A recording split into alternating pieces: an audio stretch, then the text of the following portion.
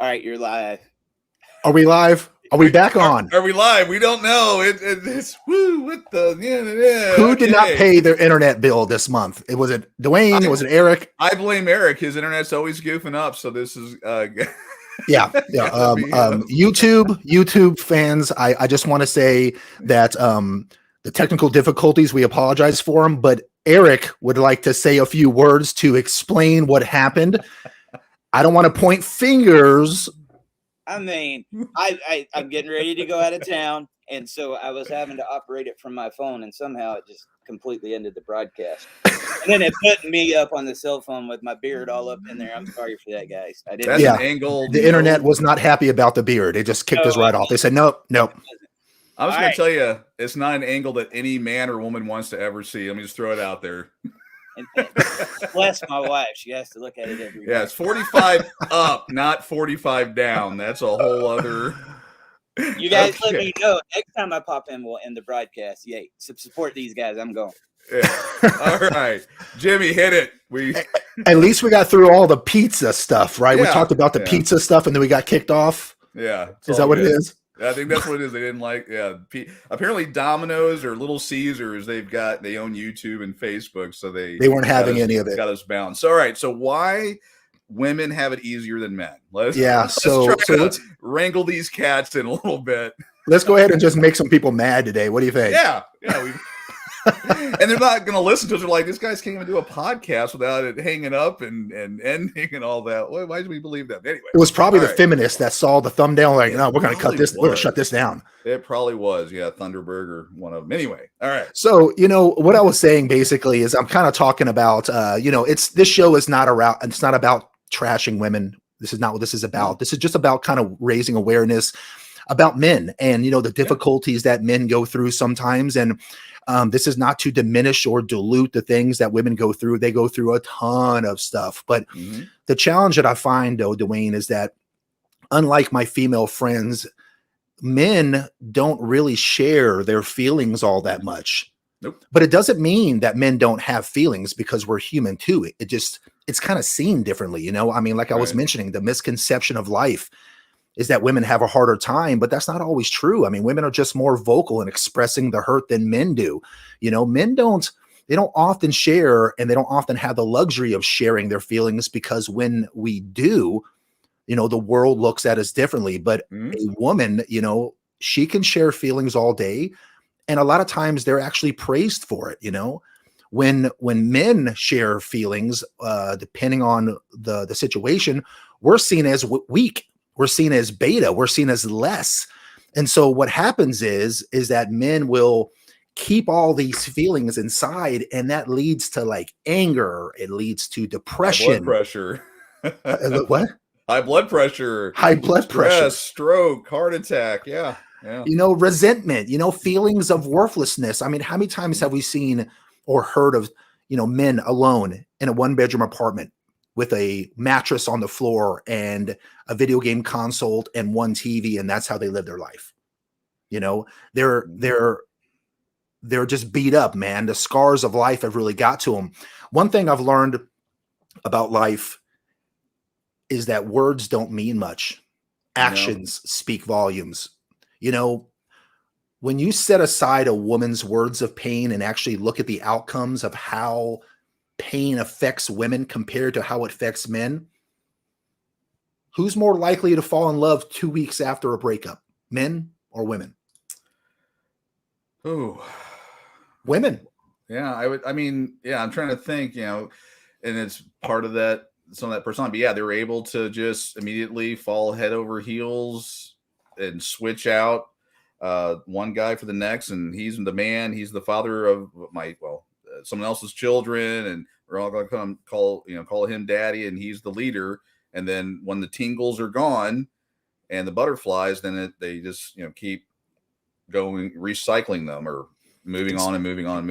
It's always shocking to me how the same woman who confesses her love to a man 3 weeks ago is the same one that has seemingly moved on and loves another man 2 weeks later. So that man who's now left, he's at home alone, contemplating the breakup, depressed, and she's already under the next man. I've seen it 1,000 times. It's actually affected me personally a few times. Yeah, it sounds like you're talking from a little bit of experience. So what is that? What makes that happen? Why is it that a woman can go from man to man to man to man to man without any downtime? I don't know how else to say that, but how does that work? I'm going to share something with you that maybe a lot of us probably know subconsciously, but hasn't really thought of it consciously. It's because women and men love each other differently. That's the ultimate reason. Yeah. You want to finally know why she can tell you that she loves you forever, and in a couple weeks she's hanging on the arm of the next man that she now loves. You want to know why? You see, women don't love the same way that a man loves. Men love harder and deeper. And hear me out. Yeah. Because I know there's some heat out there that I can feel the eyes of the women listening right now. Women love opportunistically, while men love idealistically. That's the main difference. As a man, a woman loves you for what you bring to the table. Right. That's the messed up part. Right. They love opportunistically. So for you to be loved by a woman as a man, you have to bring a lot of things to the table. Your money, your status, your income, your confidence, your intellect, your ambition. There's so many things that a man must bring to the table before a woman will love and submit to him. But men, we love women idealistically. So the outcome is that men love women for real because we don't have as many requirements as they do for us. Men love idealistically. That's why breakups hurt men so much more than it does for women. It's why men commit self-deletion 3 times more than women do. Yeah. When a man loves a woman, he loves her far harder than she loves him back. A man can be unhappy in a relationship, watch her gain 60 pounds, rarely ever get laid, and still stay with that woman. Where once a woman is no longer happy, or you can't provide the lifestyle that she's accustomed to, she'll leave you. Oh, yeah. Tell me I'm lying. Men, put it in the chat right now. Tell me I'm lying, because you know that I'm not. This is why women overwhelmingly leave relationships and initiate divorce. Stats show 49% of all marriages end in divorce, and women initiate up to 80% of them. It's definitely, speaking truth as far as the relationship and how, women view relationships as opposed to how men do. I mean, when, again, the comedians have been talking about it for decades, that, man loses his job. She doesn't leave today, but that clock just started ticking. And, when you go to all the online profiles or the online dating apps, what are the things they ask for? Height, income. Yep. I mean, those are like some of the basic things that they look at. And it seems like it's some of the only things they look at. And if you lose your 6-figure income, they're on to the next person, or they're always stepping up. I mean, they've called it starter marriages, or that term's been around for decades now.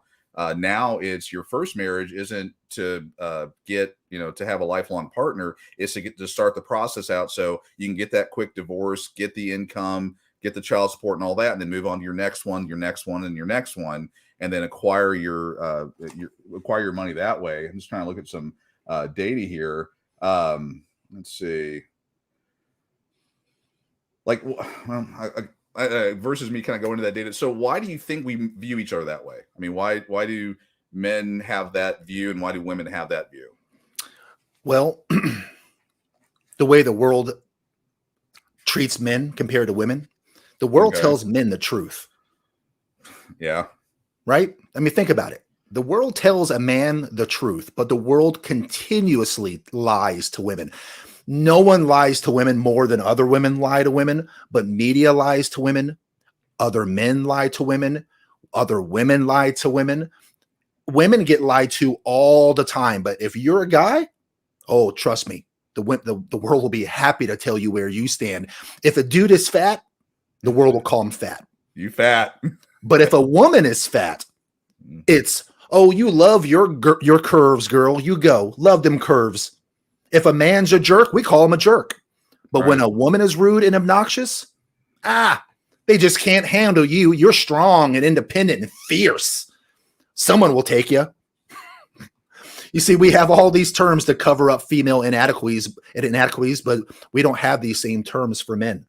If you're short, the world will tell you. You got a little Johnson, the world will tell you. You're broke, the world will tell you. But you can be as big as you want as a woman, and you're just more bold and more beautiful, I guess. You can't tell a woman a damn thing, but the world tells men exactly where they stand.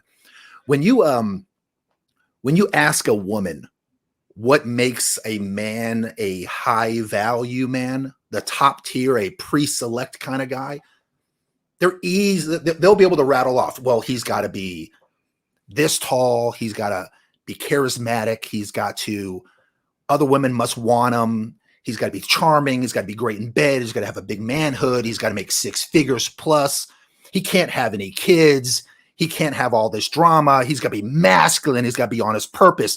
She'll tell you exactly what is the prerequisites to be a high value man in her eyes. But when you turn right around and you ask a woman what makes a woman a high value woman, sorry, you know what she'll say? She'll say, a woman who knows her worth. That's what she freaking says. And then you'll turn and ask her and you'll say, well, what determines a woman's worth? And she'll say, well, a woman determines a woman's worth. Oh, is that right? Is that right? So a high value woman to most women is just a woman who knows her worth. And when you ask her who determines that worth, the woman determines the worth. She gets to determine her own. Let me tell you how absurd that is to men when we hear that. A man just can't determine his own value. The world dictates what a man's value is. Women can just make up how valuable she is in her own head and expects the world to just follow that. Men don't operate. Men can't operate that way. Can you imagine if I just said, yeah, I'm worth that, Dwayne? Why? Well, because I believe it. I believe I'm a high value man because I'm worth it and I just believe it. Everyone would think I'm effing delusional, but women can believe that. And they support each other. In the chats and conversations I've had with people, they'll look like Jabba the Hutt and expect to have a Hollywood prince or something that earns 6 figures. I mean, there's enough memes out there, but it's just interesting. It's like their basic requirements, which, as we found a few weeks ago from that website, is less than 1% of the United States men out there. They want over 6 foot tall, 6 figure. I think it was like there's only 2 or 3 factors. I'm trying to remember the third one. On the Delusional Calculator? On the Delusional Calculator. Yeah. We factored in, remember we factored in age from 25 to 50. Yeah. We excluded married men because a woman is not going to want, you can't marry a man if he's already married. Not the way they seem to be operating nowadays. I mean, it's weird. I'm a happily married guy. I don't know if I'm bragging about the story now, but I had a waitress hitting on me right in front of my wife. I mean, they were after the married guys, but yeah, it was the well, in this situation that we were talking about, we were talking about if a woman wants to marry a man and she's ready to settle down, we excluded married men because you can't marry a man if he's already married. So what we did, and if you guys didn't see it, take a look at last week's podcast. It was a great one. But basically what Dwayne did was he factored in age. We factored in the fact that she was 30 years old. And so she was willing to go down in age to 25 and willing to go up in age all the way to 55. So there was a 20-year spread in what she would be willing to date. Okay. Right. That's a huge spread. Most women would not, if she's 30, most women will not want a 55-year-old man, I would imagine. I don't know that to be true, but I would say that she would probably want a man similar to her age within 10 years. That's my guess. We excluded married. We put 80 grand a year, not 6 figures, 80 grand a year. And what do we put for height? It wasn't even 6 foot. Yeah, I think it was like 5'10", 5'9" in range. Not the national average guy is like I think 5'9". Correct. And we went average 1 inch taller than the average because women want taller men. So we picked 5'10", a man making $80,000 a year. He's between the ages of 25 and 55 years old. He can't be married. And we excluded obesity. So assuming that a woman wants a man who's, not obese, morbidly obese, you know. And then the last thing Has a is six-pack. has a 6-pack. I want. And then what we did was we opened up all races. Yeah. Now, the stats show that a woman within her race, 80% of the people in their race would prefer to date within their race. But we went ahead and said, look, black guy, white guy, Asian guy, Middle Eastern, Hispanic, doesn't matter. We opened up all races. And then what the calculator did was it pulled from a bunch of data, and we won't go into that today to bore you, but it's right there on last week's podcast. We explained where the data gets pulled from. It's all legit. Right. And what was the outcome, Dwayne? What percentage? Less than 1%, I think, on that one. There was one where we did one other thing and then reduced it to like that one that we did was 1.4%. That was it. 1.4%. Then we went to 6 foot and six figures, and that was 0.4 of 1%, less than one half. Right. So women are out there looking for the top 1% of men, and they're having a tough time, and they're wondering why they're having a hard time getting these guys to be monogamous when they've set up the rules for these guys to be hypergamous. Right. Well, you know, I mean, there was like, I demand this 1%. Let's just go ahead and average it all out. 1% of men in that arena. And the man just simply asked, what do you bring to the table? I'm the top 1%. What do you bring? Yourself? Right. Your 3 kids? Your this? And it's a legitimate question, but everyone gets offended by it. Yeah, and the reason why women get offended by it is because they're not held accountable to anything. Right. I mean, they're from the time they were babies, they were all, you know, told that they were princesses and that they're beautiful. Even when a woman, I mean, a husband and a wife, a father and a mother know that their baby girl is not going to be a knockout. She's never going to be a model, but she'll still tell that daughter that she's beautiful from the time that she is born. And when you're told something your entire life, you start to believe it, right? And they get out there, and then, you know, she starts to put on a whole bunch of weight. Men generally like fit women. I mean, men are visual. I mean, this is not just my opinion. This is, right. I mean, the opinion of, you know, 3.5 billion men. I mean, men, their preference is fit.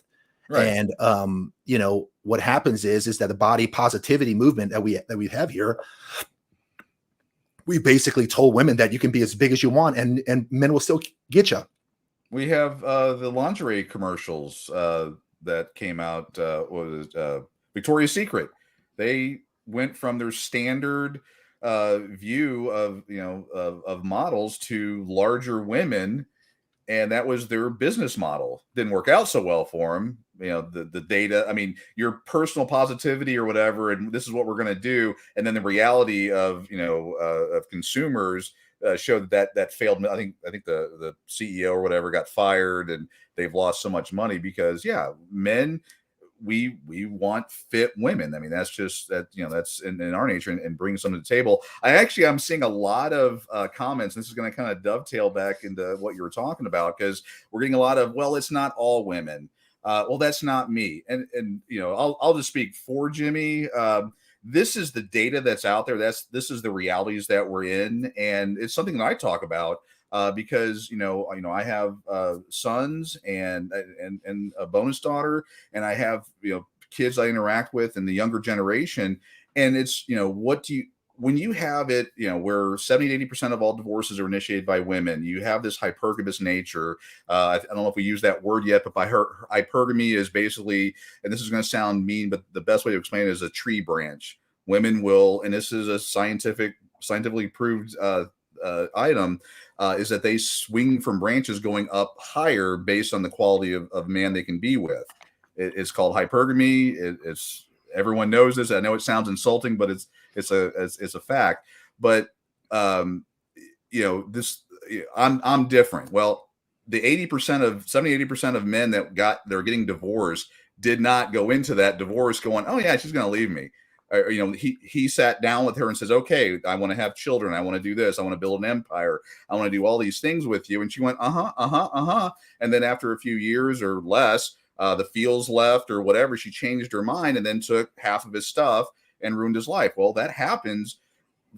To have women say, well, it's not all women. Well, when you look at the statistics and I like to use a pew analogy with 6 chambers in it.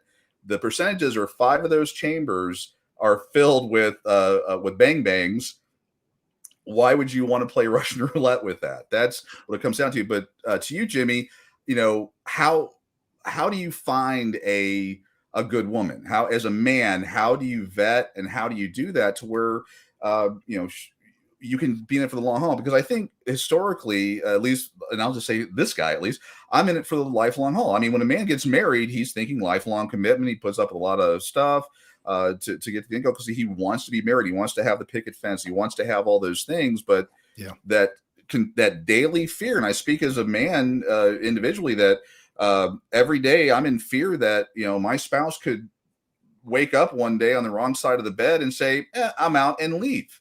That's the reality that I live in, and that's being personal, honest, and vulnerable. Every single day I wake up going, my wife, even though she says she loves me, I love her, everything's going great. If I lost my job, if this happened, or she just woke up in a bad mood, or found someone better that doesn't wear a Pac-Man t-shirt and do things like that, she could leave me and take all my stuff. 100%. How does a man vet a woman, or how does a man navigate that minefield and to find I'm not that girl, I'm the good one? How does that? A fair question. And also, whenever women oftentimes say this, because men don't say this junk when they say not all women. Listen, we're adults here. Okay. Right. We already go into this knowing that this is not 100%. There's nothing on this planet that where we can talk about a discussion we can have where this is a broad brush and covers 100%. Oh yeah. It's already assumed that it's not all women. It's already assumed that when I'm talking, it's not all men. Yeah. If it doesn't apply, then let it fly. If this ain't you, then just let it fly. Okay. But men don't deal with this whole, well, because 10% it doesn't apply to, I'm going to go ahead and just give it a shot anyhow. No, men deal in probability, not possibility. Right. So when men go into something, we say, look, okay, if I do it this way, there's an 80% chance I'm going to fail. Now I'm going to win 20% of the time, but I'm going to try to find a different way of doing this because 8 out of 10 guys don't make the cut on this path. So men are more about probability. We're trying to eliminate or reduce or mediate risk. So yes, of course, it's not all women, but there are some really good women out there who are not opportunistically minded women. All I'm saying is that most women, and when I say most, that means 51%. So 49% of the women out there may not be opportunistically, but if 51% is, then that's the majority. And that's not my opinion. That's just a damn fact. Right. So men, especially women under 35 years old, they've been trained to be very modern, and they're trained to be opportunistic minded women. And you've got to be careful with these types of women. Not all, but most. Yes. Okay. So these women are looking for men for their money and their status and their income and their confidence and their intellect, their ambition. So to answer your question, how do I help men figure out how to pick a good one? Well, first of all, you have to look for the red flags. That's the first one. And men, listen, if you want to be married, God bless you, man. Marriage is wonderful. There's nothing better than having a good woman. Yeah. There's nothing worse than having a bad one, though. I've been there. So you're going to have to look for the red flags. And the best way to uncover red flags is time. Do not jump. Men, do not jump in with your heart too soon. Okay? Do not marry a woman unless you have 2 years with this woman in her space before you get married. Because has anyone ever noticed or ever heard of the honeymoon phase in a relationship? Mm-hmm. Is this a new concept? No, it's not. No. So we know that she's going to act the best way she can. And if she knows you're a stand-up top shelf guy, she's on her best behavior. She knows what she's got. A lot of men out there ain't worth a damn, right? It's the same way. We flip it around. It's the same way. So when she finds a top select kind of guy, she's going to make sure that she's, presenting herself properly. Well, that might not be the kind of caliber of woman she is, but you can't fake it forever, can you? So it takes time. Just like Sabrina says, it takes time to find the right one. So if you just let people talk long enough and they show you who they are, believe them. So here's how you find a good woman. Men, you find a woman who likes you for you. You have to find a woman that likes you for you. A lot of guys out there will go for the woman that they like because of her looks and her fitness and her beauty. Look, I get it. I get it. But you have to go for the woman that likes you. You need a girl who's going to be happy as hell if you take her on a trip that's nothing fancy at all. Happy as hell. Take her to the damn park on a first date and walk. And if she gives you pushback, dump her. She wants you to spend a whole bunch of money on the first date because she feels that, well, all these other guys take me out and court me. I'm not going to go for a coffee. I'm not going to go for a drink. I'm not going to go for a walk. Look, we're here to try to get to know each other. Right. And that doesn't have to be over a $250 meal at Bonefish. I can find out everything I need to know walking with you in the park, enjoying the beautiful weather we have, depending on what side of the country you're on right now. Yeah. In Florida, it's not so bad. Don't be jealous. But at the end of the day, guys, at the end of the day, you have to be enough. If a girl really likes you, you will be enough. And you'll know that she's there for you and not just the stuff that you can give her. Now, I'm not saying don't buy her nice things. I'm not saying don't take her out. I'm not saying don't spend money on her. What I'm saying is find a girl who likes you for you, man.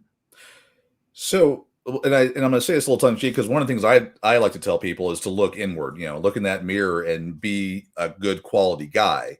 But so, when your Instagram or your whatever, Tumblr, whatever it is, thing, if you're flashing cash, you're in front of a rental car, you're in the club doing whatever, and you're an introvert that's broke, you're not marriage minded. You're looking to score one night stands, all that stuff. I mean, you're talking to, I want to find a good quality woman that I can build my empire with. 100%. And, if you're whatever, I can't remember, I lost my train of thought on which dating groups sites are out there. I'm sorry, which one? What are you saying? What are you asking for? The dating sites? Dating apps, the big one. Bumble, Hinge, Tinder, okay. Match. Tinder. Okay. Yep. All those. And if you're like flashing cash or you're presenting not who you are to people, I would assume, and correct me if I'm wrong, you're going to attract the wrong kind of woman. If you're sitting there and you got your $100 bills spread out doing the fan or whatever, you're going to attract a woman that's only interested in money because that's 100% up on. Yeah. Like guys, think about it. Whenever you're scrolling through women's profiles and her profile pictures her in a provocative type of position or wearing a bikini, what's the first thing you're thinking about? Are you thinking marriage? You thinking good quality chick? No, you're thinking hit it and quit it, right? You're thinking low quality, easy, low hanging fruit kind of a thing. Well, what do you think she thinks whenever you're standing in front of high expensive boats or cars or a stack of cash? She's likely thinking that you're just a guy who's going to be a sugar daddy, or I don't know. I mean, listen, if women are looking for an LTR that leads to marriage, she ain't checking on you, buddy. She ain't checking on you when you're holding stacks of cash, flipping the camera off with your middle finger, acting like Rico Suave and someone that you're not. She ain't checking on you, man. Yeah. So, and that's, because I go inward, I'm always like, okay, what did I do to mess up this relationship? Or, what did I do to cause the issue in the relationship? I do a lot of, self-reflection. And, when I would put myself out there, I try to, it's weird that, I do co-hosting and a bunch of other public stuff. But I'm an introvert. I like to be at home. I see you got your Quest VR goggles over there, power to the nerds. And I'd rather, do my VR thing than be out in public and things like that. And if you're create a Tinder profile where you're like, oh, I love going to all these different things and all this excitement, you're actually selling a wrong version of yourself to your potential mate. And then you can't really be mad at her when she's lied to you. It goes both ways. And that's where, I know we had a lot of people on here. Oh my God, not all women. And, oh, we're not like this. And because I know we don't make it, or woman bashing but we, for guys, we need to look at ourselves and become the best version of I should say the best version, but be the best that we are. And then hopefully that right, high quality, high value woman will gravitate towards us. Unfortunately, you are going to attract a lot of wackos. Yeah. And I'll roll it back to Jimmy here because you probably have a lot more experience in that arena than I do. I've seen some wackos. I've seen some wackos, and again, we talk about men. They think in probability, not possibility. Women think in possibility, not probability. So let's talk about the probability, gents. Let me give you, you listen. You guys do whatever you want. If you like to date masculine women, I'm not here to tell you what to date. You do whatever it is you want to do. But let me tell you something. In my opinion, the best way for you to find yourself a stand-up, just stone cold great woman. The best way to find a woman is to only deal with feminine women, period. Feminine women. Avoid masculine women at all cost. Yeah, what are some examples of that? I mean, I've dealt with that when when I'm out with friends and things like that, and I can smell a feminist a mile away for a variety of reasons. Yep. But like, what are some clues to look out for, and what should you do when you encounter that? Because again, it's not lie that I'm red pilled. When I have discussions, I throw the stats out, I throw the data, and I'm a very red pilled guy. And I'll of course get pushback, and sometimes I'll engage. And then sometimes I'm like, ain't worth my time, and bounce out of there. So what are some things to look for? Here's what you look for. And if she says she's a boss bitch, avoid her. Gone. If she calls herself an alpha female, If she calls herself an alpha female, keep it moving. Yeah. If she's a liberal, ignore her. If she's a feminist, tell her you don't date feminists. These types of women have materialistic mindsets, and they will expect you to be a traditional man as they move in modern woman ways. Avoid them. They'll want that 50-50 relationship, then that they'll expect you to harbor all the responsibility while she expects to make all the rules. Nope. Right. The most successful relationships are the ones where a man falls into his natural masculine role and where she falls into her natural feminine role. Let me say it again for the people in the back. The most successful relationships in the history of mankind have been when he's fallen into his natural masculine and she's fallen into her natural feminine. Don't believe me? Look at your grandparents. Look at your great-grandparents. Yeah. How are their relationships doing? 50 years together, 30, 40 grandbabies. Come on, man. I mean, it's obvious. No internet, right? No, grandma didn't have an IG. Yeah. Grandma didn't have an IG. Okay. She fell right into her natural feminine. And what was the outcome? A 50-year marriage that landed in kids, happiness, and the best quality of life. Nowadays, as sad as it is to say, you ask someone how long they've been together and they tell you 5 years and you're like, damn, five years. Whoa, shit. First marriage? What? Wow. 5 years, man. You guys have been together forever. 5 years is still the honeymoon phase for your grandparents. They were just getting started. I got a question here from Sabrina. Define feminine woman. And, we talk about, things and we should definitely define what a feminine woman is and break that up, because women will do hey, I want an equal relationship. I'm tired of playing the game, which, by the way, that's a red flag. But I want to settle down. Another red flag. But I want to have an equal partnership with you. I want to be equal to you. And then, of course, once you get into the relationship, you find out equal to her means that, she stands over you. She plays all the games and all that. And you're just the unwitting idiot along for the ride until she decides to jump off to another one. But for Sabrina, I mean, defining feminine woman, what are maybe there are some examples or the definition of what you would view as a feminine woman? A feminine woman is, to me, a woman who, is soft, loving, caring, cooperative, thinks of others first, idealistic and not opportunistic. A woman who's your ride and die. A woman who knows her man, embraces her femininity, and is that missing piece to his puzzle. She has a calming aura about her, a peace, a soft, non-confrontational, non-drama, submissive. She's a lover by nature. She's the glue that keeps the family together. She's the person that we can't be. Here's what I mean by that. If Dwayne and I were building a house together, him and I together is 1 + 1 = 2. We can get it done quicker. When the house is built, though, it's 4 walls, right? A woman can come in and turn 4 walls into a home. A woman can take a group of humans and make them into a family. A bunch of guys is just a bunch of guys, but a woman is a true multiplier where men are just additions. We don't have that innate natural glue that makes the heartbeat of humanity. Women do.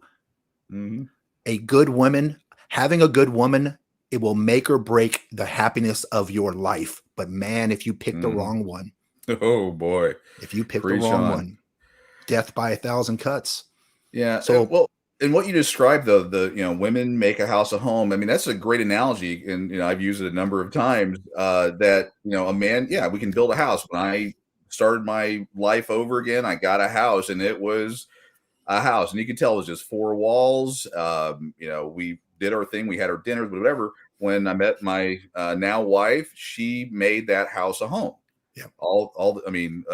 Aside from all the funny art pictures and all that stuff and all the feminine things, but she really made it a home. And again, for all the guys, I'll just say the girls out there that are like, oh my God, I'm a red pill guy. And I obviously, on this show, on other shows, very whatever. I have a loving wife. I have a great relationship with my wife. Actually, we pop up a comment here. This is like the thing that she needs from her husband right now. She needs her man to warm her feet at night. Why are women's feet and hands always so damn cold? Oh my God. What is going on with them? I think she goes out, puts ice on them, and then runs in and then shoves them in. Oh my! How can someone be so tiny and have 10 little ice cubes?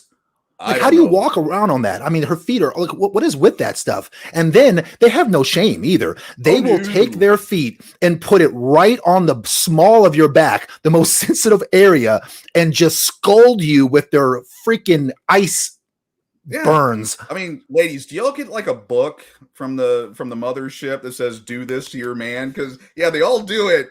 Oh yeah, torture. Brandy, she delights in that. She'll get her feet ice cold, hop in bed, and then put some socks on, Brandy. Heat. I've bought her heated socks, boots. I've done everything I can. Now she loves doing that, and that's again, for the guys and girls out there that think a bunch of angry guys on here or I'm this or I'm that. I am happily married. My wife and I, we have a great relationship. I'm this ogre of a man, and we have spirited debates, conversations. We share, laugh, cry, do all those things. It can work. This is not I don't stand over her. She doesn't stand over me. We have an equal partnership. I don't want to go off too far on a tangent here, but I see women out there, mostly women in there going, no, I'm a red pilled as can be guy. I am happily married. Took me 3 tries. I'll full disclosure. But again, when I met Brandy, I checked things off. The red flags out there. Does she present herself as a feminine woman? And to your point, what you were talking about with femininity, she was caring, loving, and that it may not be right for everybody, but it was right for me. I want my woman to be loving, feminine, sharing, caring, a good conversationalist. I mean, she and I can sit down and we talk about all kinds of crazy stuff, and we both share. Sometimes she's learning something from me. I know, shocker, women can learn from a man. And vice versa. She'll tell me things I'm like, I never knew about that. And she brings the other half of this relationship, because I'm a guy. I'm very A/B = C. She's like, hey, have you thought about this? And we balance each other out. That's the way it's supposed to be. We have been married for 5 years, so we'll see what happens to your 5-year point. But that's the way it should be. So I'm sorry, I'll get off my. Everything you said is dead on, and they do teach us things. I'm learning stuff right now. Looking at the comment section, Mandy is dropping knowledge right now. Mandy just says that she ices her feet. That's what they do. I knew it. The truth came out. They ice them. Okay, because she leaves like for a couple minutes, comes back, and those things are iceberg. And Brandy just went ahead and admitted why she does it. Look at Brandy's comment. Oh wait, what? Where's she at? Two of them after Mandy. Oh, wait. There it is, right There there. we go. To hear you squeal like a girl. There. Every single That's time. why they do it. And that's, but this is the way relationships are supposed to be. We're supposed to have fun. Well, that part's, that is demonic right there. It's just wrong, man. It's okay. I get even with her. I eat, I'll go and have me a belly bomber burger or a Taco Bell or something. And it's on like Donkey Kong. So we have that's our bedroom, fun at our old married age. So basically, this is not her being demonic. She's just trying to get you back for all the times she blew up the bedroom. Oh, exactly. Yeah, that's how that's how that works. But yeah, I mean, women, their ice cold feet it's crazy. Oh, here we go. Here's another. She's on fire today. It's equal to the butt smack. Oh yeah. Oh come on, you guys like the butt smack. We love the butt smack. Let me tell you something about the butt smack. Okay, let me tell you something about the butt smack. When women were little girls, there's two things they hated. They hated spankings and naps. When women get older, there's two things they love: spankings and naps. Exactly. It goes for the guys too. Yeah, it's getting real personal. She'll probably be a little embarrassed, but we have this thing where like when one of us gets out of bed or something or walks by and we don't smack each other's butt. Like I forgot one time and she walked past me or rolled out. I can't remember what it was. And she goes, I guess it's over now. All right. Oh yeah. And it's the fun that we have with it, but this is the way relationships are supposed to be. It is, man. And I mean, that's what I'm talking about when I say natural feminine, natural masculine. Listen, we're just two-piece puzzle pieces that fit perfectly together. And talking about probability, you guys do whatever you want. I'm gonna tell you what I do and who I avoid. Okay. And this is based off of my anecdotal experience, but also based off the fact that I try to stay away from masculine women. And if women fall into these professions, I'm sorry. Okay. Doesn't mean you're bad people, but here's I personally do not date women in construction. I don't date women who are police officers, and I don't date women who were in the military. I don't. Okay. I avoid these women at all costs. They were trained to be aggressive and masculine. And no heat and judgment. I respect these women. Okay. I respect those women, but I'm not going to date them because they're too masculine for me. So their preference. That's my preference, man. I mean, they're welcome to choose whatever careers they want, but I'm welcome to choose whatever woman I want. Consequences. Mm-hmm. Wow.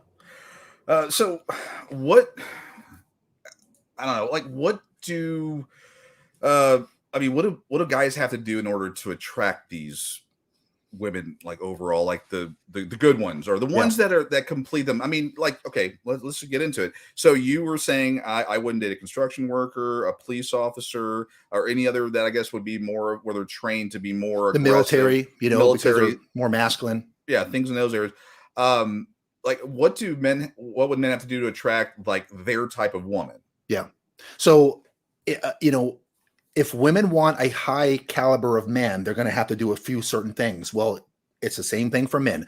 If the majority of today's women are modern and you're looking for more feminine, traditional, high value type of woman, then she's going to be the minority, right? She might only be she might be the top 20, 30%. There might be 3 out of 10 that might fit that mold for us.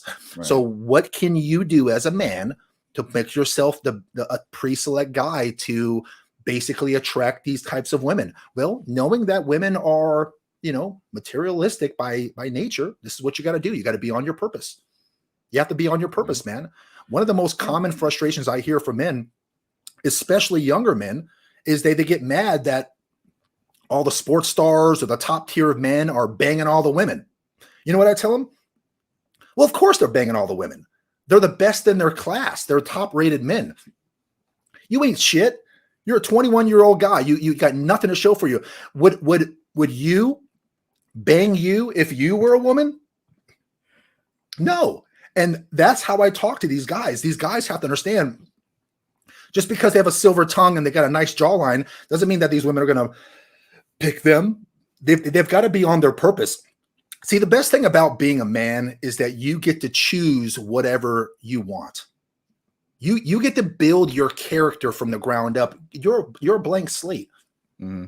Whether you're in your 20s or whether you're in your 40s and you went through a 15-year divorce like I did, and you are starting over and you're getting back out there for the first time in a while, no matter where you're at in life, guys, you're a blank slate. That's the good thing, is you get to choose what it is that you want to be. Build your character, man. You're a blank slate. You want to be a doctor and get chicks that way? Cool. You want to be a musician and write love songs and pull chicks that way? Go do it. Go do it. You can be anything you want, guys. Now, you're going to have to get out there and you're going to have to put in the work. But if you do, you will rise to the top eventually and finally be the one that makes lesser men jealous. But you're actually talking about, I guess, two different paths. You're talking about the guy that wants to go out and have a bunch of fun. Then you have the other group that want to get married. And because we were talking earlier about, finding the woman that's for you. And, if you're an introvert, don't be, showing that you got a flash of cash and all that other stuff. But is that different, though, than, hey, I want to get X women, so I better become a doctor, or I better do, because then you're going to attract those kinds of women. I see your point. Those the long-term women that you want. Just kind of throwing it out there. No, I see your point. It's a fair question. So they both are transferable. Okay. Because women love top tier men. They love men on their purpose. They love men who are ambitious. They love men who are pre-select. Men get to choose what it is they want out of that selection. Mm-hmm. So if a man wants to be hypergamous and be with a whole bunch of women, he can do that as a doctor or musician. He can do that as a business owner or whatever. If that same man who's a doctor, musician, business owner, or whatever decides he wants to be monogamous and settle down, he gets to choose. Remember, men control access to relationships. All I'm saying is that if you want to choose from the top cream of the crop of women, you're going to, the prerequisite to being in their field of view is to be a top guy. You have to put yourself, you have to be the best version of a man that you can. And guys, let me tell you something. You don't have to be 6 foot tall. You don't have to make a whole ton of money. You don't have to be some Rico Suave. You don't have to be all that. There's a few things that if you just did, you'll set yourself aside from the rest of the guys. Women will tell you there ain't a whole lot of pre-select men out there in today's world. Okay. They'll be the first one to tell you. So when you're out there and you're just above the average, you stand out, guys. You stand out. Now, you may never become the kind of guy who can attract a 8, 9, or 10. Fine. But, again, this is really less about getting the baddies and the hotties and about finding a woman who's in it for you in the long run, long haul. I will go down in looks to go up in cooperation. I have dated 9s and 10s. I've dated some models, some stone cold stunners, women that I like, my God, like the women that you guys wax your little pud to. I've been with these kind of women. But let me tell you something. They're trash on the inside. They're drug addicts. They're alcoholics. They are just not, I can't. I just can't. I can't. Right. I can't. I will absolutely go down in looks to go up in cooperation. But guys, you have to be on your purpose. And let's say that you're not the entrepreneur type. Let's say that you're not the, you're just not the guy who's going to have the silver tongue, and you're not the guy who's all that ambitious and all those things. Okay, fine. Then if you just do one thing, you can set yourself aside. Go to the freaking gym. Go to the gym and work on your body. In America, look at those guns, man. I mean, if I was a chick, what kind of tattoo is that? Was that like a Popeye tattoo? What is that? This is actually this is a 50-year in the making tattoo. I'm obviously a believer. He's got wife and Brandy, 3 kids, David, Daniel, and Olivia. That's my bonus daughter right there. Oh, nice. And this, just to get way off track. So my dad was in the Navy. This is honoring him. And my grandmother was a seamstress. So the needle, and actually for my page that I do for Pissed Off Parent, that logo is basically the representation of these two items that they're pulled in there. But that's what that means. That's nice, man. I don't have any tattoos, but I always told myself that if I ever did get tattoos, it would be for something like that. It would be to honor people that I love, things like that. I like those tattoos. I got it when I was 50. Yeah, when I turned 50, I'd been 50 years in the making. I had never been a big tattoo person. And then now, after Brandy saw it, she now wants me to get a full sleeve. On the other side, I'm actually going to be looking at doing Transformers, Voltron, Thundercats, Highlander, all my other nerd stuff. Now you lost over me. the side. Yeah. But anyways, Stay with Brandy. Stay with her. No, she wants me to get that. Come on now. She hold on. What you're telling us right now is that Brandy came to you and said, "Hey, I want to thank you for all the times you let me put my toes on you, and I actually want you to go get a Transformer tattoo, Rise of the Voltron or whatever it is that the movie came out." She said that. She wants me to get a full sleeve. She keeps asking me almost weekly, "So you gonna call that guy and get your design in for the Thundercats and Highlander and Transformers and Voltron, all that stuff?" And I'm like, let me get there. Now she's got a thing for folks with tattoos. So okay, hey, but you know what, ladies, men, Dwayne got himself a woman who loves him for him. Yeah. Oh yeah. She loves him for him. Yeah. She embraces his inner nerd and she wants to make him happy. She knows these things will make him happy, and she wants that. Brandy is the kind of woman where the happier her man is, the happier she is. There. Yeah. Find yourself a woman like that. You nailed it. Yeah. I mean, like the Transformer helmets, she made me go out and get those. Because I'm cheap by nature. I'm like, I don't know her helmets. How nerdy can I possibly be? She's like, no, go get them. That's how Brandy is. That's cool, man. Anyway, that's great. But like I was saying, if there's a ton of things that guys can do to raise their SMV, their sexual marketplace value. Mm-hmm. But if you only chose one, I would say go to the gym. Go to the gym and increase your physique. If you do, you'll set yourself set aside from 80% of all the other people out there. I think only 14% of Americans even own a gym membership, and we all know that they are not going. Right. I mean, how many people are listening to this right now where you guys have gym memberships that you're literally paying on monthly and you haven't went in 3, 4, 5 months? So I think the stats are only like 5% of the country go on a regular basis. So if all you did was just hit the weights and got yourself into shape, it'll set yourself aside from 95% of the other people in that logic. Yeah. So that's what I would do. I mean, everyone loves in shape people. And plus, the better you feel about yourself, don't you agree that radiates outward? Oh, yeah. Yeah. When Doesn't your aura change? Your confidence? Yeah. Your masculinity as a man, your femininity as a woman. When people are looking at you and they're attracted to you, it just gives you a feeling that is hard to describe. Like it feels so good to be in good shape, but damn, if it's hard work. But that's why people appreciate people who are in shape, because they know how hard it is to get there. It takes a constant grind, and you go to the gym and you don't just get to step on the scale and lose 1 pound. You put in a ton of work in hopes that in 5 weeks you'll see a result. Right. And people oftentimes can't stay the course because of that. But the ones who do, they're a rare breed.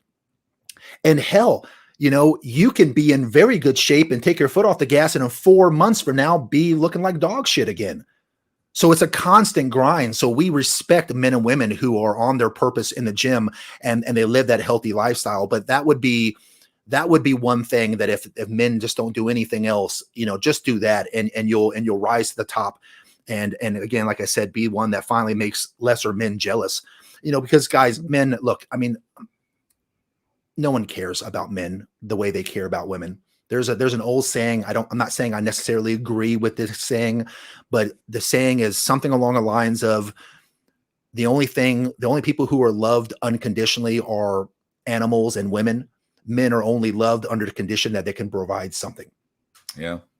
Okay. I'm not saying I'm 100% on board with that, but there's a lot of truth to that. So with that being said, guys understand that no one cares about us. They don't care how lonely we are.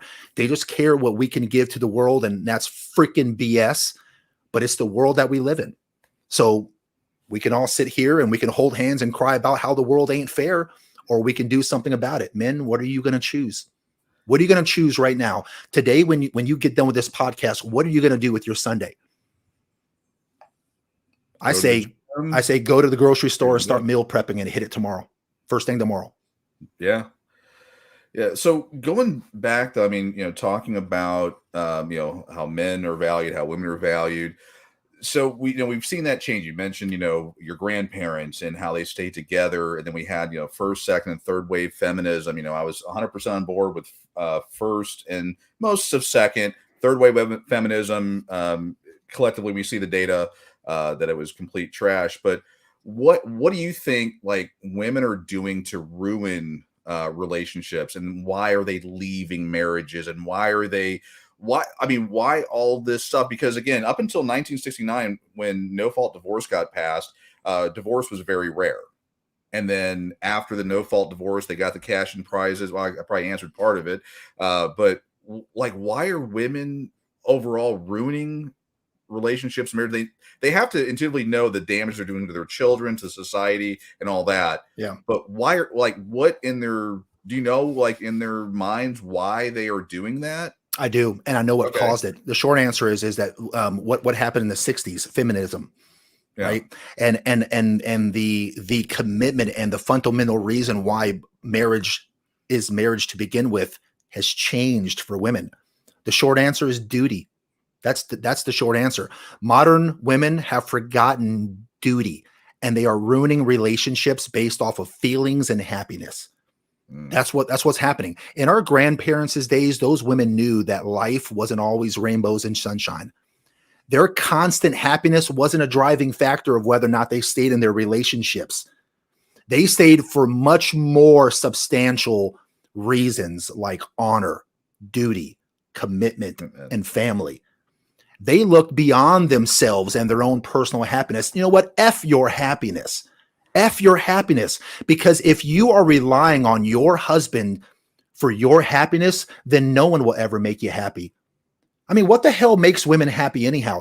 If I can do something today that will make her happy and tomorrow I'll do the exact same thing and it doesn't make her happy anymore. Women don't even know what makes themselves happy. How the hell are you expecting us to know? I mean, come on. Yeah. F your happiness. Now, I'm not saying being happy is not important. I'm saying that duty is more important. It don't say nothing about happiness in marriage vows. No. What does it say in a marriage vow? It's actually the transfer of title and legal. It's a legal document. The word love, I mean, well, it's going to send me off into a tangent. The marriage contract has zero to do with love and all these other things. It has to do with the transfer of title and wealth and all that. I mean, that's a whole other podcast, a couple of them, I'm sure. But yeah, that contract has zero to do with loving your partner. It's the commitment that the two the honor or the agreement that that couple makes, usually before God, but that commitment they make to each other to be lifelong partners and to weather all the storms and sickness and in health, for better or for poorer. I mean, that's it's not in the contract. That's what you're committing and honoring to. And then, usually again, 70 to 80% of the time, women lose the feels. And the reason, again, they did data on this, I mean, they put irreconcilable differences, but basically it boils down to the overwhelming percentage is that they lose the feels and something better comes along. They swipe right, or they get involved in drama or whatever. And then they worry about their happiness. Yeah, and they get the cash and prizes. I mean, I've always been, if a woman wants to leave a relationship, actually, I was talking to Brandy about this, not her, but we were talking about other relationships. If a woman says, or either partner says, hey, I'm not happy here, fine, leave. Clothes on your back, go. But today they get cash and prizes. They get primary custody 80+% of the time. They get lifetime alimony, which is funny because they want equality, but yet they're getting all the preferential treatment. Correct. They want men to move in traditional ways, but they still want to be modern ass women. Exactly. And they guys, want the by and benefits. large, are saying, you know what, I'm not doing this shit. Guys nowadays are just saying, I'm out. I mean, when it comes to negotiation, we either agree or we don't. We disagree. We agree or we disagree. We can negotiate or we go for no deal. And guys are going for no deal. Juice ain't worth the squeeze. More and more, they're going for no deal. Men understand honor. They understand duty. Fudge your happiness, man. You want to know the difference between love and happiness? You want to know what the difference is between love and happiness compared to honor and duty? Men, they will look their woman in the eye and say, I will take a bullet for you. Mm-hmm. I could never love anything more than I love you, and totally mean it. Yeah. Then the second that you look into your baby's eyes, you knew at that exact moment that if you were ever under attack, you would use your wife as a human shield to protect that baby. That's duty. That's duty. Okay. That is true. I didn't know where you're going with that until the very end. That was a good one. Yeah, I mean, you say you love your spouse, but then I remember each one of my kids, and it was like that bond, that connection. That of course my story is a little different than some. My current wife is not the biological mother of my children, but yeah, I totally get that. Yeah, you'd use your child as a shield. I'll throw that woman in front of my child to protect it. Look, I mean, every relationship will get boring after you've been together for so long. Come on, we know this. Sometimes love is not only a feeling, it's a commitment to love every day, physically and emotionally. It's not always laughs and smiles and fun. It can get hard. It can get really freaking hard. Oh, yeah. Women tend to quit when it stops being fun. And that's why men have a problem with today's women, because we not only know that we are only valued to a woman as long as we're able to provide her resources, but we also know that if something happens to those resources and we can no longer provide those resources, she'll leave us. We are not the same. We do not love the same. We do not love the same. That's why men have a hard time during breakups and women don't. We don't love the same. If our woman is paying half the bills and that woman fell into hard times and couldn't provide an income, we would take care of her. Yeah. Yep. We wouldn't leave. We are not the same. We don't love the same. Men typically understand that life isn't fun, because being a man in this world is rarely ever fun. I mean, let's just call it for what it is. Guys know that shit. Yeah. And we understand that being happy is not our driving factor. We stay far past the times of happiness. Could you imagine the divorce rates if men left when unpleasant nagging began? Could you imagine the divorce rates if men left when the sex stopped? Isn't that the wedding night? When the BJs stopped? Wedding night. Yeah. What's that old saying? Relationships are like a tornado. There's a lot of sucking and blowing in the beginning, and then you lose your house. Yeah, that's true. The one I had heard is, why is the woman smiling so much on her wedding day? Because she knows she gave her last blowjob the day before. See, honey, it's not just me. We all know the jokes. It's again, the value that men bring and how we do things. Again, statistically and the overwhelming data, there's going to be of course the outliers, but is that if a woman falls on hard times or has an issue, men will stand in there and handle it. The minute that things get a little rocky, he loses his job or gets sick or something like that, she bounces. And there was just, the data is just overwhelming. And for people, and for the women, oh God, this is the data. This is not, two guys of varying good looks sitting up here on a screen, coming down. And this is the data. We again, guys, we're very logical. We go, well, is this true? Or we keep saying it. We go out there, we look at the CDC national statistics and look at the information and go, oh, wow, it is true. Like, we talk, getting into male privilege, part of the conversation. Actually, let me present this real quick. Lauren asked me, hey, Jimmy, you got BJs in your life, Jimmy? No, Lauren, I need a lot more of them in my life, buddy. I need a whole lot more of them in my life. So we have this information on the supposed male privilege about how men have it much harder. Is we got combat deaths, 97% male, 3% female. Self-deletion. Ooh, that was close. Self-deletion, 80% male, 20% female. Yep. Industrial deaths, 93% male, 7% female. Winter and child custody, I would argue with this number because it's much higher, but 80% female, 20% male. Look at all that male privilege. Yeah, there's a lot of male privilege. Homicide victims, 93% of the time is male, 7% victim. Here's another fun one in our judicial system. The average jail sentence for the same crimes, who gets more? 51.52 months and 18.51 months. Yep. I fail to see that male privilege that everyone keeps talking about. But That's the whole reason it's much harder to be a man than it is to be a woman. Yeah, Pisses people off, pisses women off. But let me tell you something, ladies. You don't want to be a man. No. There's actually been times where women have changed their gender and they have became a man and saw how the world treats them and realized it wasn't as nice. Dwayne, tell us about this one right here. So Nora Vincent, she was a female, and she believed the lie that, men have privilege and women have it so tough. So she decided to, maybe a little easier for her here, to look like a guy. So she, for a period of, I believe, 3 years, went ahead and acted as a man, dressed like a man, went out like a man. It's like that 80s movie that came out. Well, she self-deleted. A couple years later, because she wrote about it. She could not handle what men went through as a woman.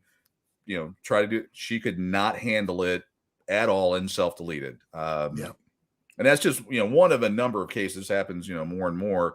But yeah, it's tough being a guy, and they talk about females have it so much harder. But when you look at the data and look at the information, it's just simply not true. I mean, it's just not true. The mythical wage gap, that's complete nonsense. I'm actually shocked anyone believes it, but that's been despaired 1,000 times at this point. I don't know why we even talk about that anymore.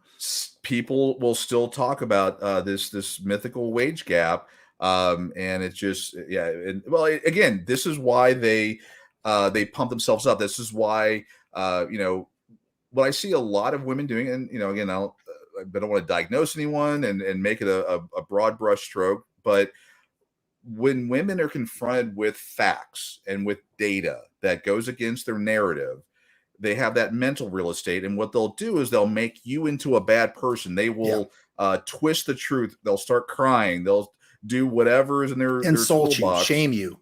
Right.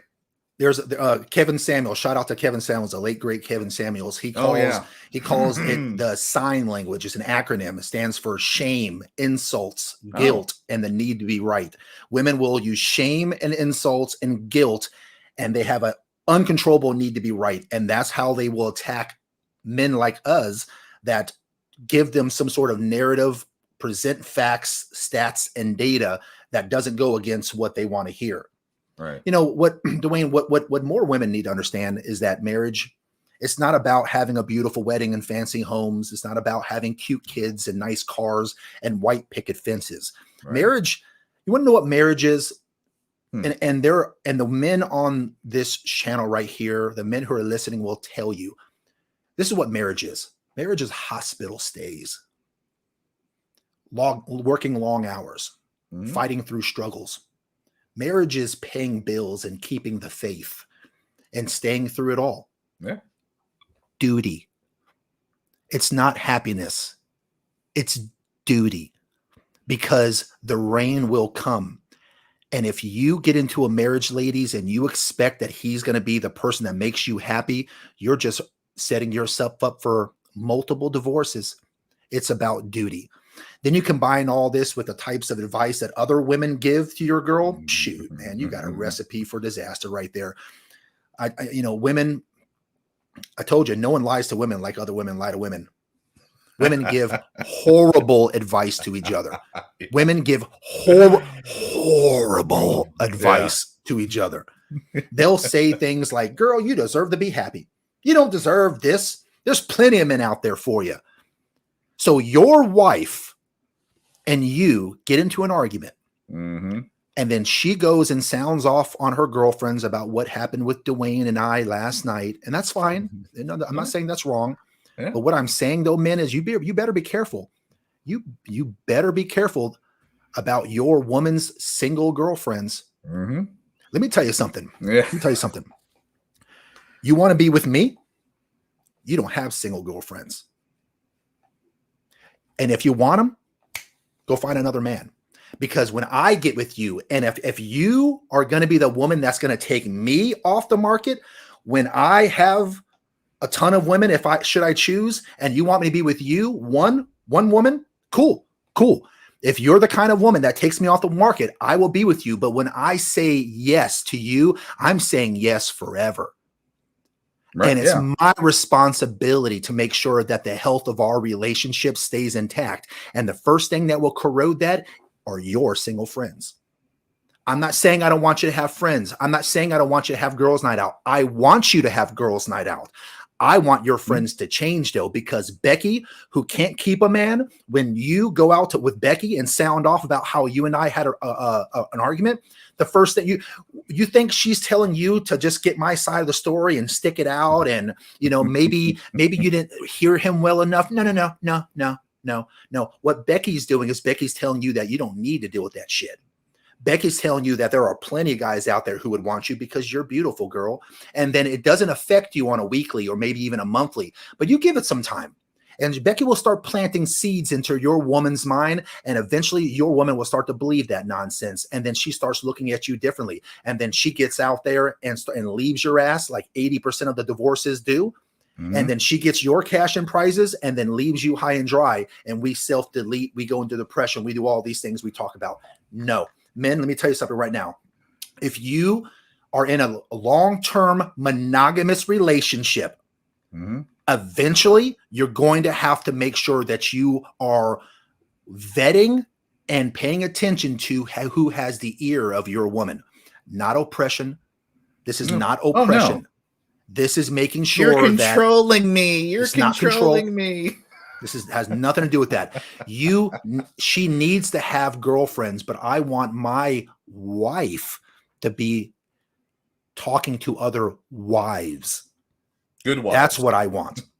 It doesn't mean that other wives won't create corrosion in her mind either. I'm going off of probability, not possibility. Right. Okay. You're going to have some single girlfriends who will be good types of women, but it's just unlikely. So if you're going to play the odds, man, single girlfriends got to go. They got to go. So this is the reason why I say that when you're a committed relationship in LTR, you got to cut off all of her single friends. So eventually they will leave you, and on the divorce papers, just like Dwayne said, it'll be irreconcilable differences as the reason for divorce. Yeah. What nonsense is that? Irreconcilable differences. That's freaking nonsense. Then after you two split and she gets asked why the relationship ended, she'll give 1,000 reasons why you were the piece of shit. You were the piece of shit. She'll never take responsibility for her sides of the things. Most women have to pretend that you are the bad person so they don't feel guilty about the things they did to you. Let me say that again.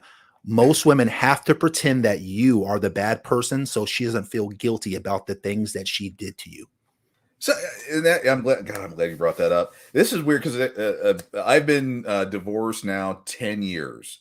And my ex-wife has, every time she talks to the boys, 2 sons, for those that are just tuning in, and one's 22, one's now 17, one lives with me full time, the other one's with his girlfriend here local, and every conversation, it's, again, this has been a decade, still I'm a horrible person, and actually she's apparently infected the rest of her family to hate our children. Like they don't have it. I just found out they have zero contact. I've always encouraged it. Like, they have cell phones, they have their numbers, reach out to them, and obviously lies, and they're hurting children by doing this. It's like, why? I mean, why do they have to make everyone the villain? I assume it's because accountability. They can't look at themselves in the mirror and say, I'm a bad person. It has to be somebody else's fault. It's always a man's fault. Always. The reason I didn't get the promotion, the reason I didn't get this, the reason this happened, it's always some dumb man that caused it. Why is that? Because women can't do any wrong. And we live in a world where Disney tells them that they're the best.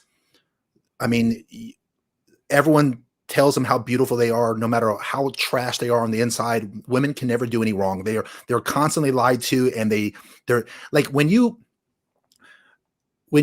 are a man and you look for self-help books, you go to coaches like myself Right. This is what you'll get.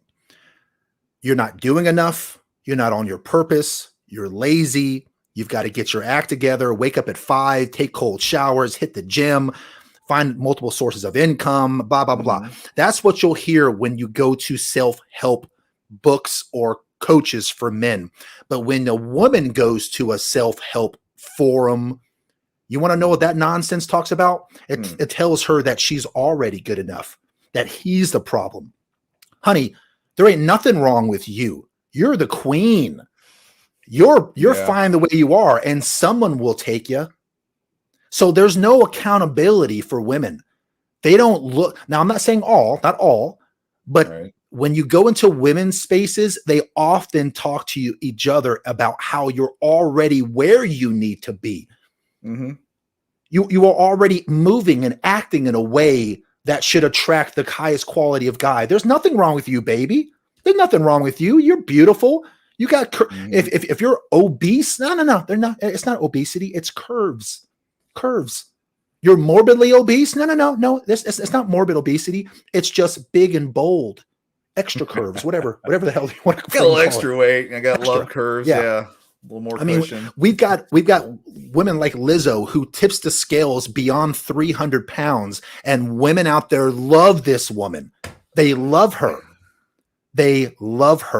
You go to any article on social media. I implore you, go to any article on social media when they have some sort of posting about Lizzo, go to the comment section, and all the women are praising her and all the men are trashing her. And honestly, women, who matter? Whose comments matter more, women or men? Well, men. Because if you're trying to attract men, I mean, if you want to date a woman, then listen to what women say. But if you want to date men, then shouldn't you be listening to what the men say? Because the men are going to tell you what it is that they want. So that's my advice. But I'll tell you what, I mean, let's go back to the men. When men are picking women for all the reasons I've just mentioned today, this is why you cannot pick a woman based off of just looks. Make it one of those. I mean, she's got to pass your looks test. I get it. Well, yeah. I mean, let's be real. Yeah, let's be real. Okay. I mean, I'm not gonna date a sea donkey. All right. I mean, she's got to pass my looks test. But you can't just pick women based off of just the looks. You have to understand a woman's mindset. You must base a woman's value on her actions and not her words, not the lies that she tells you. If her mindset, men, is modern, she's got to go. No. Yeah, if she's got a modern mindset, she's got to go. It don't matter how good she looks. And it doesn't matter how good she is in bed. She's got to go. And we're not. Oh God, what's the word? They love to use this phrase. We're scared by a strong woman. What's that? Intimidated. Yeah. I'm like, no, we just don't want to mess with your nonsense. Oh, God, that's so funny. Yeah, tell your girlfriends this. When they post that or they write that or they say that, guy, we're not intimidated. Let me check that shit right now. Okay. Let me check that shit right now. Women, listen to me. You want yourself a top select guy. Let me tell you something about me and men like me, the top select guys, the guys that you're wanting out there. Let me tell you something. Nothing intimidates me. The pre-select guys, the masculine guys, we don't get intimidated. Don't judge me on this, but I oftentimes think about scenarios where I'm in my bed and someone kicks my front door down and what I would do to eliminate threats. You guys don't think about that shit, but the kind of man that would give his life up for you, we do think about that kind of stuff. You think that your masculinity intimidates us? Please. Other men don't intimidate me. You think a woman's going to intimidate me? No. We don't avoid you because we're intimidated by you. We avoid you because you are insufferable to be around. Right. Well, that's what it is. To flip this around, and we'll use our physical differences here. If Jimmy does not have to go, Dwayne, I can end you. I can kick your butt. I can do whatever because he's I mean, it's obvious. If I'm sitting there going, dude, I'm gonna kick your butt. I'm gonna do this. I can't do it. Right. If I gotta say it, if I gotta tell everybody I'm strong and confident and hear me roar, and if you don't like this, everybody knows you're full of crap. Yeah. It's just like men when they brag about their money. If you're bragging about your money, you probably don't have much money. Same thing with if you're bragging about downstairs ain't shit. Exactly. Yeah. A little, you're little trash advice. Down there. Yeah, a little advice for the ladies that were, equal opportunity. If the guy's always putting down the size of it, get ready because you're going to be impressed.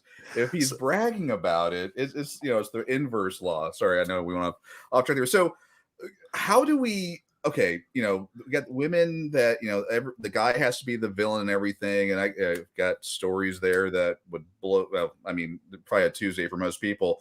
How do you pick the right one? I mean, with all this stuff out there, all the data, everything that we know, and when you sit down with that girl and my ex was a piece of garbage, he cheated on me, he beat me, it controlled. I mean, all the things that everyone probably should know. How do you filter through all that nonsense? I mean, personally, where I'm at 50, if I was single again and some lady started talking about that, I'd be like, nice knowing you, pay for my drink and leave. Yeah. I got zero room for drama. But for the guys that and girls, but for everyone out there, how do you pick the right one? How do you filter through all the nonsense? Well, the best thing you do is ask questions and learn as much as you can about her. See, you're at an age right now, and so am I, where we've been on so many dates and we've been in women's space so long, and even the experienced women out there. I mean, they do a great job vetting these guys too. Mm-hmm. You just have to get really good at vetting. The first thing that I teach people whenever they ask me for advice on something is you have to know what it is that you want. So you have to first know that. So if you're looking for the best kind of woman, the first question I'm going to ask you is, what do you want? You want casual? You want a long-term relationship? You want a long-term relationship that leads to marriage? Okay. Well, if it's casual that you want, well, then your parameters don't really need to be that vast, do they? Right. I mean, almost anything we kind of do. So if she's a straight up feminist and hates men, well, whatever. I mean, you ain't going to be around long anyhow. You're going to hit it and quit it. I'm going to hit it and quit it. But if you're looking for something that's meaningful, and if you're a guy who doesn't have a whole lot of problems getting women, perhaps, and she wants you to come off the market, well, then you're going to have to lower them parameters down, just like women do. Mm-hmm. There's a lot of trash men out there, man. And these women are not wanting to run up their body counts for a bunch of losers. So women do a pretty decent job at vetting men. Not all, but some do.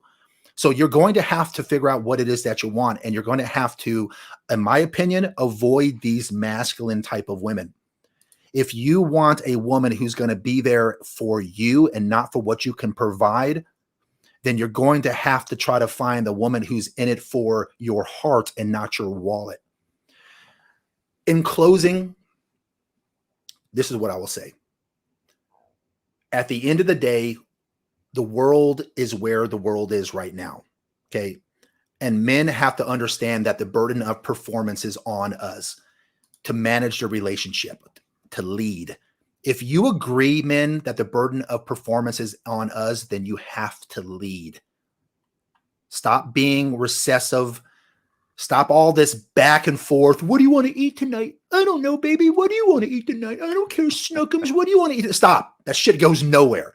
Okay? Stop with all that. It goes nowhere fast. It doesn't do anything for your leadership or your masculine frame. Instead, try this. Tell her, we're going here for dinner tonight. Wear that little black dress that I like. We leave at 6. Be in the car by 6. Let's try that. You want to make a woman feel a little something downstairs? Take charge like that. Women don't want to have to decide on where your guys' date's going to be. When you are my woman, okay, I pick the place. I picked the place. And I'm not saying that we have to go there. If she says, look, I'm not in the mood for sushi tonight, then cool. Then what about this place instead? That sound good? Awesome. All right. This is where we're going. She loves that stuff. And truthfully, that's what women want. And honestly, that's what men want to be. I mean, if we really get down to it, that's what women want. Women want to be led. If they're in their natural feminine, they want to be led. And men, if they're in their natural masculine, they want to lead. Take charge as a first response. When you're setting up the weekend and you're dating and you're on the open dating market, text her. What are your plans this weekend? I want to see you. Which works better for you, Friday or Saturday? Listen to what I just did, okay? Yeah. I took charge. What are your plans? I want to see you. Let her know that you want to see her. She loves hearing that stuff. Which works better for you, Friday or Saturday? I didn't ask you, do you have any plans this weekend? Do you think that I might be able to be plugged into them? No, Friday or Saturday.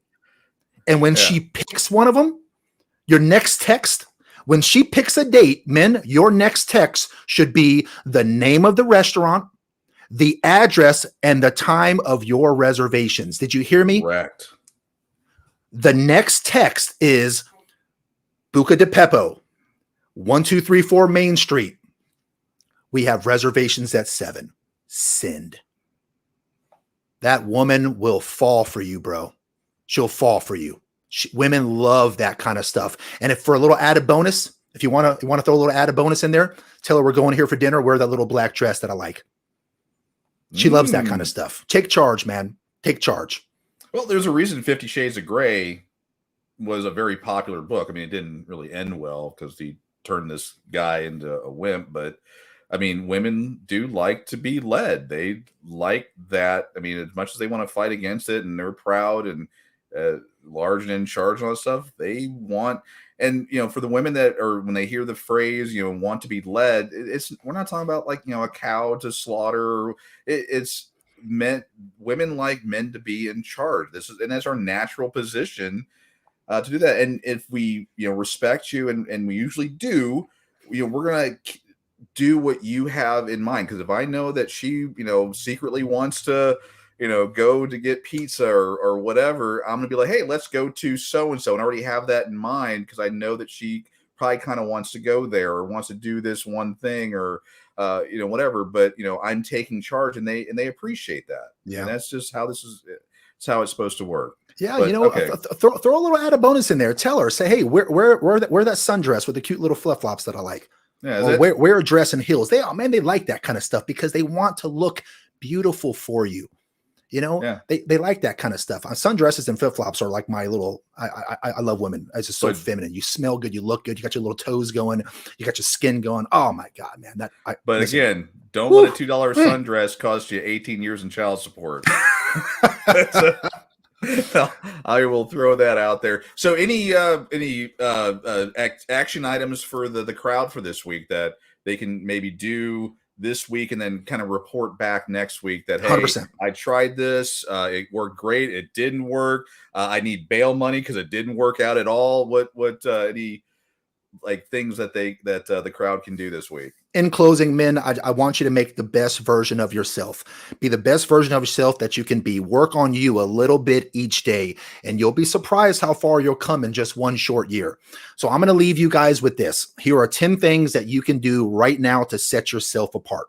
Number 1, work out. Number 2, eat clean. Number 3, try to find multiple sources of income. Number 4, take responsibility for all the aspects of your life. Don't cry and complain. Take responsibility for all aspects in your life. Number 5, leverage your skills. Number 6, read, study, and learn. Number 7, provide value to the world and to your woman. Number 8, crush your goals, man. Number 9, be proud of what you faced because I'm proud of you.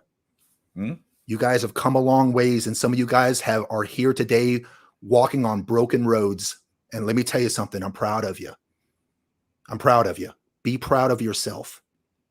And number 10, get better every day. That's it for me today, guys. Be sure to thank us by liking and sharing the video. Dwayne and I appreciate your time and your comments. If you have any feedback or you have a topic for next week's show, please be sure to put it in the comment section. We'll read it. On behalf of Dwayne Ward, my co-host, my name is Jimmy Smith. We will see you here on Dad Talk every Sunday at 10 a.m., barring any more technical difficulties. And guys, we appreciate your time. Have a good one. We'll see you next week. Peace.